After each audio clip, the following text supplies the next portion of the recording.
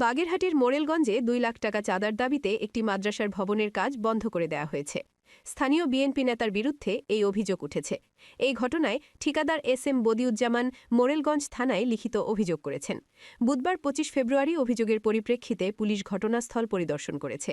জানা গেছে, মোরেলগঞ্জ উপজেলার গুলিশাখালী ফাজিল মাদ্রাসার ৪তলা বিশিষ্ট একাডেমিক ভবনের নির্মাণ কাজ করছে ঠিকাদারি প্রতিষ্ঠান মেসার্স ওসমান আলী।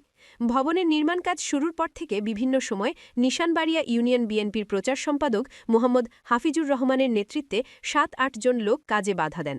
তারা ২ লাখ টাকা চাঁদা দাবি করেন। চাঁদা দিতে রাজি না হওয়ায় গত সোমবার দুপুরে হাফিজুর রহমান ও তার লোকজন ঘটনাস্থলে এসে কাজ বন্ধ করে দেন। এ সময় ঠিকাদারের লোকজন ও মাদ্রাসা কর্তৃপক্ষকে গালিগালাজ ও হুমকি দেওয়া হয়। প্রতিবাদ করলে বা কোথাও কোনো অভিযোগ বা মামলা করলে প্রাণনাশের হুমকি দিয়ে চলে যান অভিযুক্ত ব্যক্তিরা। শাসনতান্ত্রিক নোবেল প্রাইজপ্রাপ্ত স্বরাষ্ট্রমন্ত্রী সালাউদ্দিন আহমদকে প্রধান করে ১০ সদস্যের আইনশৃঙ্খলা সংক্রান্ত মন্ত্রিসভা কমিটি গঠন করেছে সরকার।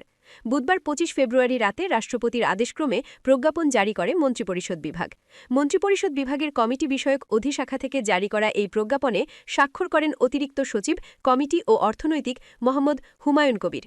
প্রজ্ঞাপনে জানানো হয়, দেশের সার্বিক আইন শৃঙ্খলা পরিস্থিতি পর্যবেক্ষণ, পর্যালোচনা এবং প্রয়োজনীয় সুপারিশ প্রদানের লক্ষ্যে এই কমিটি গঠন করা হয়েছে।